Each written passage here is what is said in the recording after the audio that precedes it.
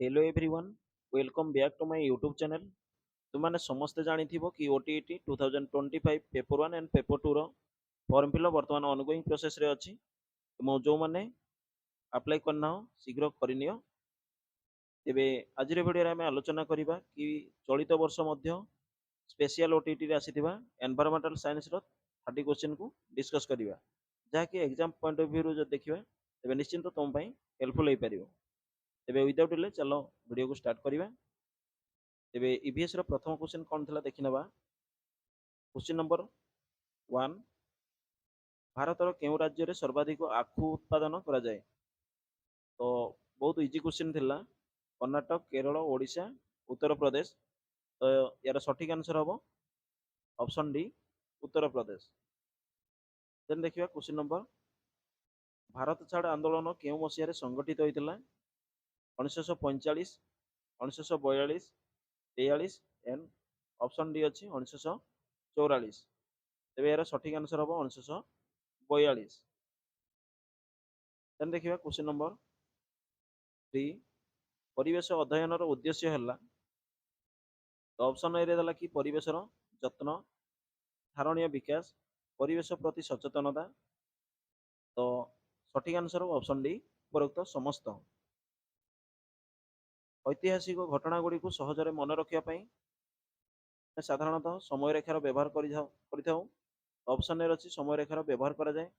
Option B अछि क्रम अनुसार मन रखा जाए एंड ऑप्शन सी अछि उभय ए एंड बी।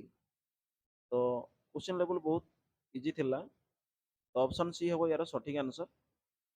देन देखिबा क्वेश्चन नंबर 5, भारतर सर्वोच्च शृंगर नाम कौन। तो सठिक आंसर हबो यार ऑप्शन बी, केटू गडविनेस्टीन। क्वेश्चन नंबर 6 देखिबा, रक्तर केउ अंश रोग सृष्टिकारी बाह्य कारक मानक ठारू रक्षा करे। तो लोहित रक्त कणिका RBC, red blood cell, then देला कि तुमरो श्वेत रक्त कणिका। तो ऑप्शन बी हबो यार सठिक आंसर।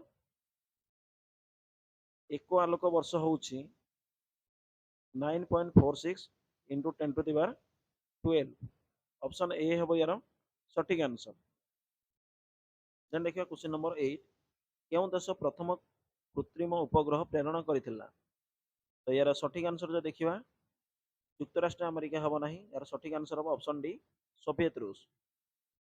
तो निश्चिंत एग्जाम पॉइंट ऑफ व्यू जो देखिबा तुम पई बहुत हेल्पफुल होई परिबो। तो एमिति क्वेश्चन आसी न थाए प्रायतः जदि आमे देखिबा स्पेशल ओटीटी एवं जहाँकि आमे एफ ओटीटी बोली कहिथांती। तो निश्चिंत क्वेश्चन लेवल मॉडरेट रहिबो। पृथ्वीर आवर्तन जोगु बहुत इजी क्वेश्चन। पृथ्वीर आवर्तन जोगु साधारणतः आमे जानि थांती कोन ना दिन और राति होइथे एवं परिक्रमण पई ऋतु परिवर्तन होइथे। ऑप्शन बी हबो यार सठिक आंसर। क्वेश्चन नंबर 9, देन देखिबा क्वेश्चन नंबर 10, प्राकृतिक परिवेश रे पर्यवेक्षण को कौन कहा जाए। प्राकृतिक परिवेश रे अर्थात ऑप्शन डी हबो, ऑप्शन सी हबो यार सठिक आंसर, ताकि मुक्त पर्यवेक्षण। देन देखिबा परिवेश रो संतुलन नष्ट करिवारे काहार भूमिका रहिछि। तो संतुलन को जदि हम देखिबा तार नष्ट करिवारे जनसचेतनता वृद्धि, वृक्षरोपण, प्राकृतिक संपदर सदुपयोग। तो ऑप्शन मध्य तो माने एलिमिनेट कर परिबो। यार सठिक आंसर अछि कलकारखाना स्थापन। केबे कोन जनसचेतनता वृद्धि जोगु परिवेश संतुलन कोन नष्ट होइतै कि। तेणु जड़े ऑप्शन मध्य एलिमिनेट कर परिबो। गोटे मोटर गाड़ी गोटे मोटर गाड़ी 30 मीटर पर सेकेंड बेगर गति करुच्ची। जदि गाड़ीर वस्तुत 400 किलोग्राम हुए तेबे यार गतिज शक्ति केते हेबो। तो जो देखिबा यार राइट आंसर हबो तुमनकर तो माने कैलकुलेशन करि परिबो 1.8 into 10 to the power 5 joule. पृथ्वीर आवर्तन जोगु तो क्वेश्चन रिपीटेड अछि। देखिनबा तार नेक्स्ट क्वेश्चन कोन अछि। भौतिक परिवेशर उदाहरण होउछि, सठिक आंसर हबो ऑप्शन डी, नदी। देन रहला क्वेश्चन नंबर 14, निम्नलिखित मध्यरु केउंटी परिवेश अध्ययनर लक्ष्य नुहे। तो ओटीईटी क्वेश्चन रे प्रायतः नुहे आसी थाए तो नुहे जेतेबेले थिबो क्वेश्चन रे तो माने क्वेश्चन को भलो भाबे रीड करिवो देन तार ऑप्शन को एलिमिनेट करिवो परिवेश संतुलन नियम जानिबा परिवेश प्रदूषण करिबा जनसंख्या वृद्धि नियंत्रण परिवेश संरक्षण करिबा तो जब देखिए positive answer option A option C option D अछि तो परिवेश प्रदूषण करिबा एटा केबे भी गोटे परिवेश अध्ययन लक्ष्य नुह बहुत इजी क्वेश्चन थिला किंतु केबे भी तुमनकर फ्रेश ओटीटी रे एमिति क्वेश्चन आसी न थाए क्वेश्चन नंबर देखिए जदि 15 रे केउंटी परिवेश समस्यार कारण नुहे जंगल निया द्रुत जनसंख्या वृद्धि गाड़ी मोटर बहुल व्यवहार प्राकृतिक संबलर सदुपयोग यही क्वेश्चन को क्विकली पचारि पुणे जंगल निया द्रुत जनसंख्या वृद्धि गाड़ी मोटर बहुल व्यवहार तो ऑप्शन डी हम यार सठिक आंसर जड़े डिसिप्लिन माइंड देखिए तो निश्चिंत यार आंसर करें केउंटी धातुर मौलिक धर्म नुहे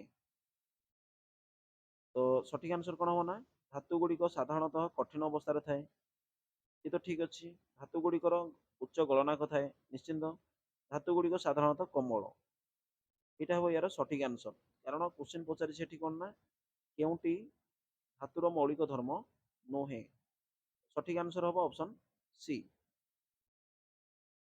देन देखिए किसी मेथड क्वेश्चन थिला शिक्षार्थी केन्द्रिक पद्धति केउं तत्व उपर आधारित तो शिक्षार्थी केन्द्रिक पद्धति भयशून्य आनंददायक शिक्षण परिवेश 100% ठीक अच्छी शिक्षकों द्वारा प्रदर्शन बिल्कुल नुहे शिक्षार्थी रुचि अभिज्ञता और शिक्षण बेग ऑप्शन डी हम यार सठिक आंसर कारण ऑप्शन ए एवं option C question positive answer अच्छी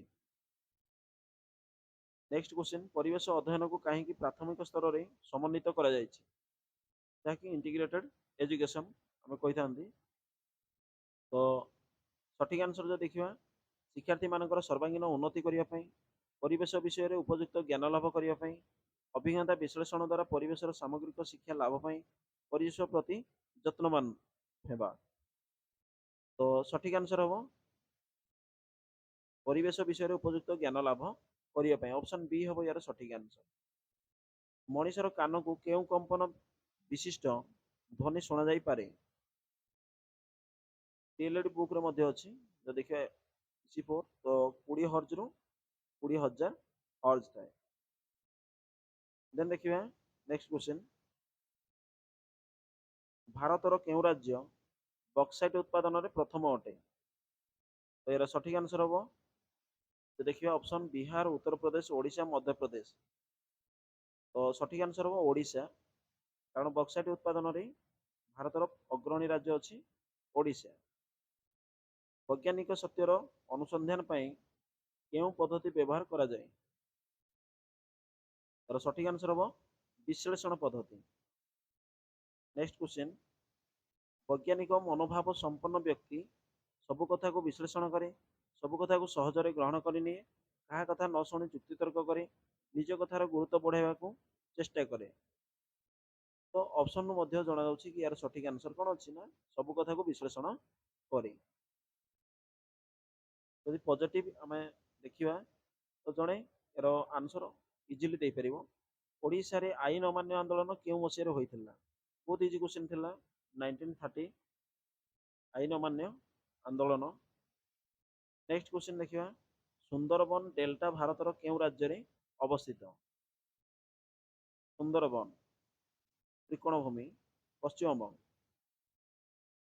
इतिहास शिक्षादान उद्देश्य कौन ऐतिहासिक घटनावली सम्बन्ध ज्ञान अर्जन करने क्रम अनुसार ऐतिहासिक घटनावली को बुझी से मध्य संपर्क विषय जाना इतिहास घटुवा घटनावली मान कारण और प्रभाव विषय जापर सब ऑप्शन गुड़ाक जो देखिए पॉजिटिव आंसर अच्छी तेणु यार सठिक आंसर हम ऑप्शन डी हम यार ऑप्शन डी हम सठिक आंसर नेक्स्ट क्वेश्चन देखिए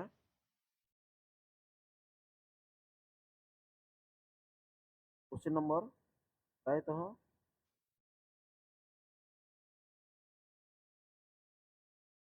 26 टी क्वेश्चन आम कर सारी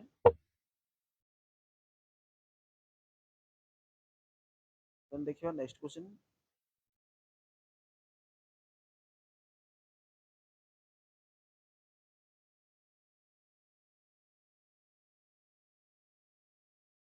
एग्जाम पॉइंट ऑफ व्यू जो देखिए निश्चिंत तुम मन हेल्पफुल हो पार।